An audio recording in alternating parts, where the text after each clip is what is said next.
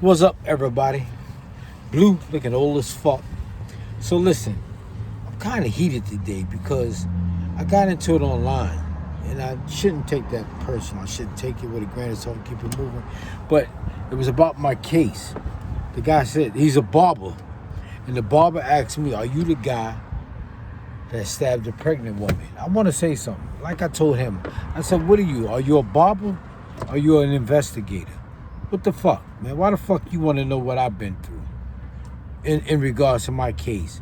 Now, everybody know I did time. I did time for the fucking case. I got 5 years for an attempted murder. 5 years. That should show you only 5 years. I wouldn't have got that much if I didn't try to escape. But I tried to get away, so they gave me more. I wouldn't have got that much because I don't have a fucking record.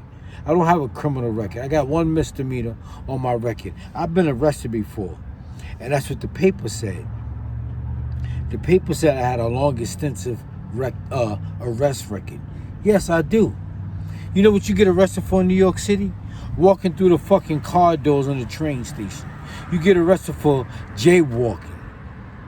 So when they say you have a lengthy arrest record, of course. Shit that they throw out, shit that you get a death ticket for, and they throw it away when you go to see the judge.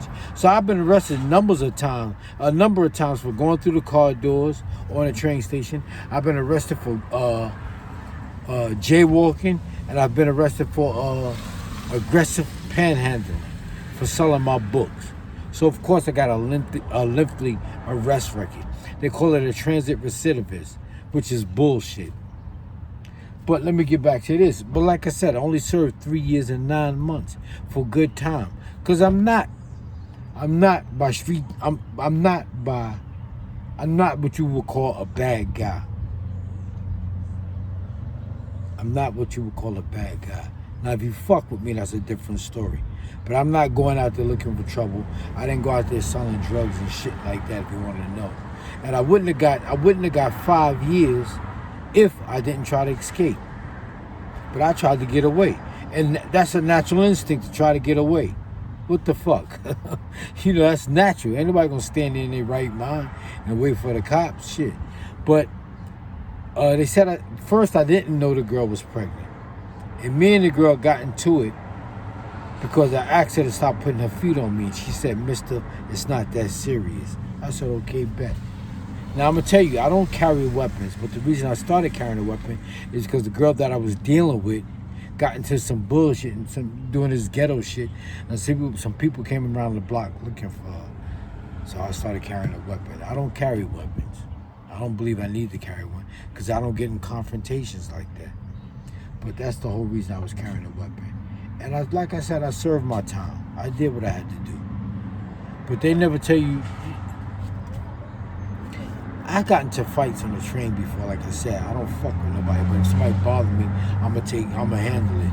But I never reported. I got into 3 conflicts on the train, and that was the whole main reason I was carrying a gun. I mean, not a gun, a knife. You know, I had a young guy try to rob me. I got on the train one morning. He was like, "Mister, you got $1?" I said, "Get the fuck out of my face." He said, so when I told him that, he started following me. I said, "Okay, bet." He followed me from one train. I got off and got on. He got off and got on. I got off and got on again. He got off and got on again. I said, "Okay, bet." So I got on, and then the minute he got on, I just started swinging on him. You know, and he ran off the train and went his way. Then the second time I had a boyfriend and girlfriend, husband and wife, I don't know.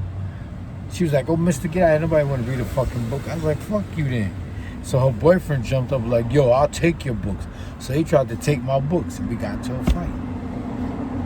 Fucked him up and left. This girl was mad at me. Fuck him. They started cursing and spitting at me and shit. Then I got on the train again with this other guy, boyfriend and girlfriend. And I had some CDs in my hand.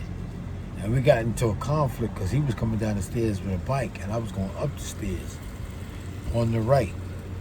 And he wanted me to move. I didn't move, so he threw his food at me or something. So I waited for him to come up the stairs. I guess he thought I was going to run. I didn't. And I reached in my pocket. I was pump faking. I ain't have anything in my pocket. I was just pump faking. So he seen me put my hand in my pocket, and he looked. and he just walked off. But the girl that was with him, I had dropped my CDs. The girl that was with him kicked my CDs. So I said, why don't I go downtown and do that shit to somebody else?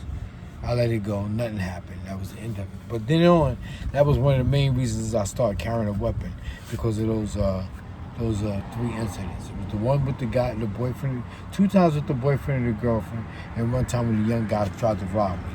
So that's why I started carrying a weapon.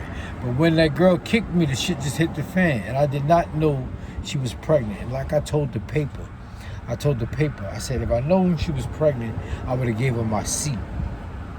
The paper took, whenever you talk to the media, they always gonna get the last word.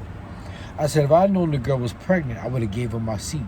The paper took my words and said, if I known she was pregnant, I wouldn't have stabbed her. I did not say that. But the fucking paper is they're so petulant and belligerent that they wouldn't, in order to sell papers, they gotta lie.